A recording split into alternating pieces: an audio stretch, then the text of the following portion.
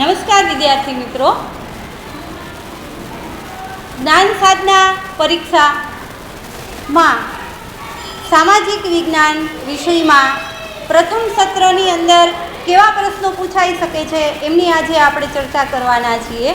સામાજિક વિજ્ઞાન વિષયમાં જ્ઞાન સાધના પરીક્ષાના પેપરમાં કુલ 15 માર્ક્સનું આ સત્ર બંનેમાંથી પૂછાઈ શકે છે.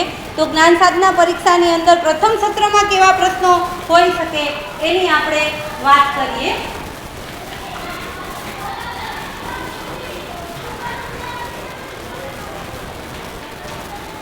પહેલો પ્રશ્ન છે, કયા ગવર્નર જનરલે સનદી સેવાની શરૂઆત કરી? ઓપ્શન છે A Dalhousie, Lord Cornwallis, C Robert Clive અને ડી લોર્ડ વેલેસ્લી. તો જવાબ આવશે લોર્ડ કોર્નવોલિસ. લોર્ડ કોર્નવોલિસે ભારતની અંદર સનદી સેવાની શરૂઆત સૌ પ્રથમ લોર્ડ કોર્નવોલિસ છે એ શરૂઆત કરે છે. નેક્સ્ટ ક્વેશ્ચન છે, છોટા નાગપુર આસપાસ કઈ જાતિના આદિવાસી સમૂહ રહેતા હતા? હવે આદિવાસી સમૂહ છે ભારતમાં ઘણી બધી જગ્યાએ આદિવાસી જાતિના સમૂહના લોકો છે એ પોતાની જે સ્થાનિકમાં રહી અને પ્રવૃત્તિઓ કરતા હતા. એમાં એ સંથાલ, બી કોલ, સી ભીલ અને ડી મુંડા. તો મુંડા છે એ સાચો જવાબ છે. આદિવાસી જાતિ છોટા ઉદેપુરની અંદર મુંડા જાતિના લોકો છે એ રહેતા હતા. નેક્સ્ટ ક્વેશ્ચન છે, ઈસવીસન 1820માં કયા બે પ્રાંતોમાં રયતવારી પદ્ધતિ લાગુ કરવામાં આવી હતી? આ રયતવારી પદ્ધતિ છે એ મહેસૂલ પદ્ધતિનું એક નામ છે. અંગ્રેજોએ અલગ અલગ પ્રાંતોમાં અલગ અલગ મહેસૂલ પદ્ધતિ છે અપનાવેલી હતી. તો આ રયતવારી પદ્ધતિ છે એ મુંબઈ અને મદ્રાસ પ્રાંતની આજુબાજુના વિસ્તારમાં મહેસૂલ પદ્ધતિ છે એ 1820માં એ લાગુ કરવામાં આવેલી હતી. નેક્સ્ટ ક્વેશ્ચન છે, અશુદ્ધ સ્વરૂપે રહેલા ખનિજો કયા નામે ઓળખાય છે? જમીનમાંથી જ્યારે ખનિજો મેળવવામાં આવે છે ત્યારે અશુદ્ધ સ્વરૂપે જે ખનિજો મળે છે એને શું કહેવાય છે? લોખંડ, બી પોલાદ, સી જસત કે ડી અયસ્ક. તો જે અશુદ્ધ સ્વરૂપે મળે છે એને અયસ્ક, લોહ અયસ્ક છે એવું પણ કહેવામાં આવે છે.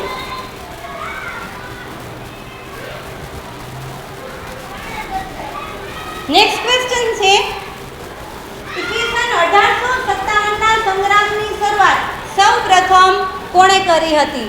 સ્વાતંત્ર્ય સંગ્રામનો જે આપણે પાઠ આવે છે સામાજિક વિજ્ઞાન વિષયની અંદર, તો આપણે જોઈએ છીએ કે સ્વાતંત્ર્ય સંગ્રામ થવાના કારણો કયા છે? ઘણા બધા કારણો હતા. એમાંનું એક તાત્કાલિક કારણ હતું એ ભારતીય સૈનિકોએ આ સ્વાતંત્ર્ય સંગ્રામ સૌ પ્રથમ શરૂઆત છે એ એનફિલ્ડ રાઇફલના કારણે કરેલી હતી. એટલે જવાબ આવશે બી ભારતીય સૈનિકો. નેક્સ્ટ ક્વેશ્ચન છે, ફોર્ટ વિલિયમ એટલે હાલનું કયું શહેર? ફોર્ટ વિલિયમ છે એ અંગ્રેજોના સમયમાં ફોર્ટ વિલિયમ નામ આપેલું હતું. અત્યારે હાલમાં એને કલકત્તા તરીકે ઓળખવામાં આવે છે. નેક્સ્ટ ક્વેશ્ચન છે, 7મો પ્રશ્ન, ભારતમાં ઔદ્યોગિક ક્રાંતિની શરૂઆત સૌ પ્રથમ કયા ઉદ્યોગોથી થઈ હતી? તો ઔદ્યોગિક ક્રાંતિ છે એ કાપડ ઉદ્યોગથી સૌ પ્રથમ કાપડની મિલ છે એ મુંબઈની અંદર શરૂઆત થઈ અને ત્યાર પછી ધીમે ધીમે કાપડ ઉદ્યોગની અંદર સૌથી પહેલી ઔદ્યોગિક ક્રાંતિ છે એ આવેલી હતી. નેક્સ્ટ ક્વેશ્ચન, ભારતની પ્રથમ રેલવે લાઇન ક્યાં શરૂ થઈ હતી? ભારતમાં આમ તો રેલવે લાઇન છે અંગ્રેજોએ પોતાની સગવડ માટે થઈ અને રેલવે લાઇન શરૂ કરી હતી. અંગ્રેજો આવેલા એ પહેલાં ભારતમાં રેલવેની સુવિધા છે હતી નહીં. તો મુંબઈ અને થાણા વચ્ચે સૌથી પહેલાં આ રેલવે લાઇનની શરૂઆત છે એ 1853ની અંદર ચાલુ કરવામાં આવેલી હતી. નેક્સ્ટ ક્વેશ્ચન છે, કયા સંસાધન આપણને મર્યાદિત સ્થાન પરથી પ્રાપ્ત થતા હોય છે? તો સંસાધનના મુખ્ય 4 પ્રકારો છે: સામાન્ય સુલભ સંસાધન, સર્વસુલભ સંસાધન, વિરલ સંસાધન અને એકલ સંસાધન. તો જે મર્યાદિત સ્થળોથી આપણને જે સંસાધનો મળે છે, ખનિજ તેલ છે, તો એ આપણને અમુક સ્થળોએથી મળતું આવતા હોય તો આવા સંસાધનોને વિરલ સંસાધન છે એ કહેવામાં આવે છે. નેક્સ્ટ ક્વેશ્ચન છે, ડીઝલથી ચાલતા વાહનો સૌથી વધુ કયો વાયુ છે એ પેદા કરે છે? તો ડીઝલથી ચાલતા વાહનો બી કાર્બન મોનોક્સાઇડ એ વાયુ છે એ વધારે છોડે છે. નેક્સ્ટ ક્વેશ્ચન છે, કમ્પ્યુટર ઉદ્યોગોમાં વપરાતો સિલિકોન શેમાંથી લેવામાં આવે છે? તો આ જે મર્ક્યુરી છે, ક્વાર્ટઝ, જસર, બોક્સાઇટ, આ બધા જે ધાતુ છે એમાંથી ક્વાર્ટઝ છે એ કમ્પ્યુટરના જે ઉદ્યોગો છે એના પાર્ટ્સ જે બનાવવામાં આવે છે એ ક્વાર્ટઝમાંથી લેવામાં આવે છે. નેક્સ્ટ ક્વેશ્ચન છે, ગુજરાતમાં સૌપ્રથમ કઈ જગ્યાએથી ખનિજ તેલ પ્રાપ્ત થયેલું હતું? એ લુણેજ, બી ભરૂચ, સી નવાગામ અને ડી કોસંબા. તો જવાબ છે લુણેજ.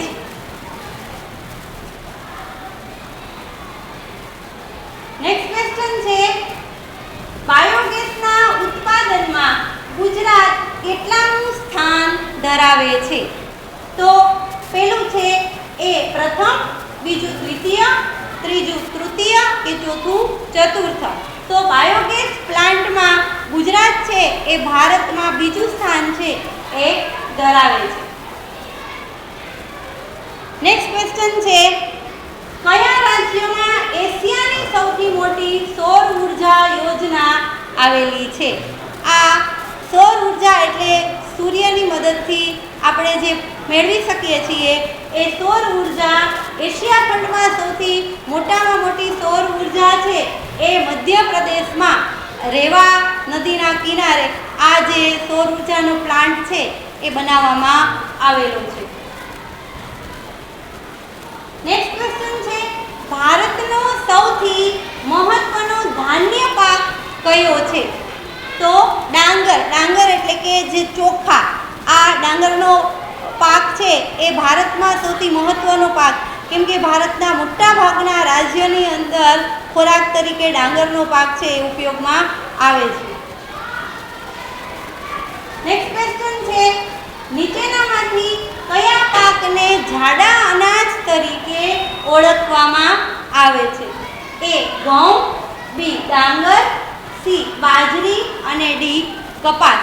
તો જાડા અનાજ તરીકે બાજરી છે એને ઓળખવામાં આવે છે, એટલે એને મિલેટ્સમાં પણ એનો સમાવેશ છે બાજરીનો એ કરવામાં આવેલો છે. નેક્સ્ટ ક્વેશ્ચન છે, ભારતના પ્રથમ મહિલા રાષ્ટ્રપતિ કોણ હતા?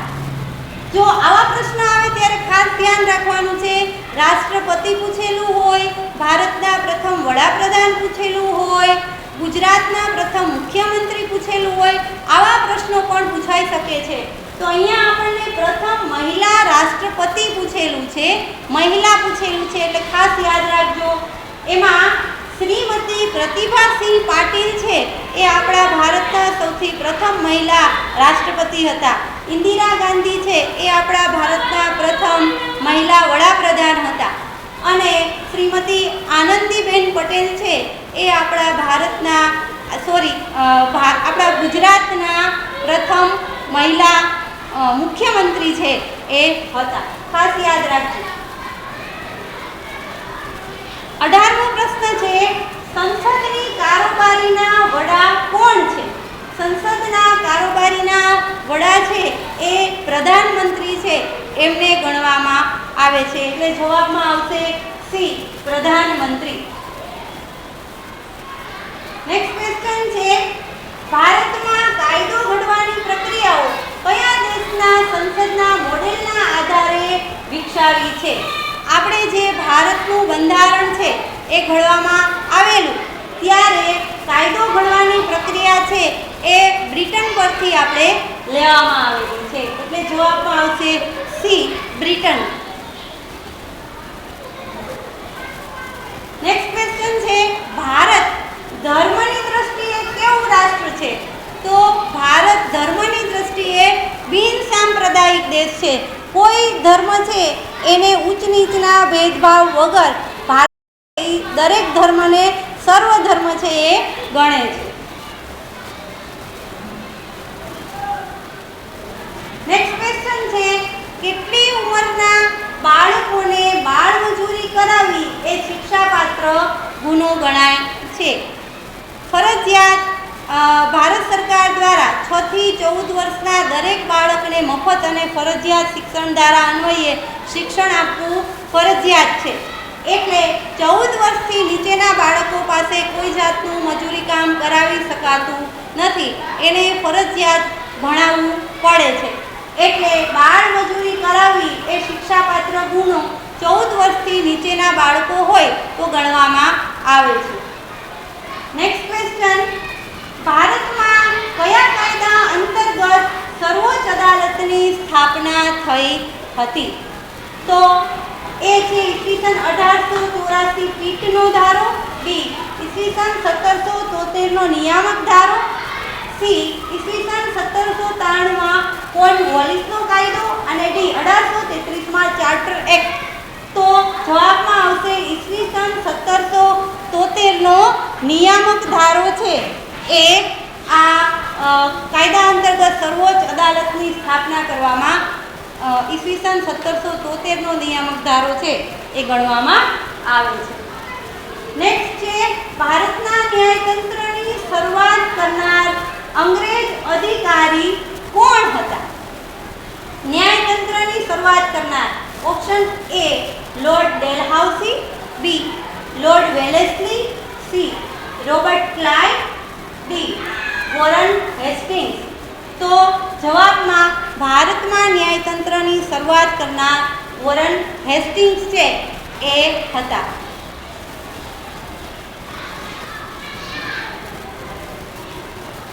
નેક્સ્ટ ક્વેશ્ચન છે, અશ્મિભૂત બળતણ એ કયું સંસાધન છે? સંસાધનના બે પ્રકારો છે, ક્ષયશીલ સંસાધન, અક્ષયશીલ સંસાધન.